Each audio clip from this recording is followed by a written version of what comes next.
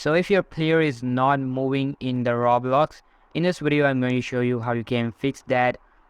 So it's not actually a bug or a glitch, it's actually a feature of the game. So in this video I'm going to show you how you can fix that, and after that you will be able to move your Roblox player. So alright, so let's jump right in it.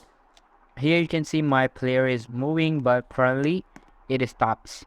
Now I can't move the player right there. I'm unable to move my character. So all you need to do here, you're gonna go to settings.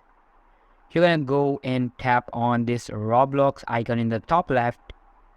And once you tap on that, this dialog box will be opened, and you're gonna go to settings, and over there in the movement mode, just if currently it's selected to click to move, then you have to change it to keyboard plus mouse.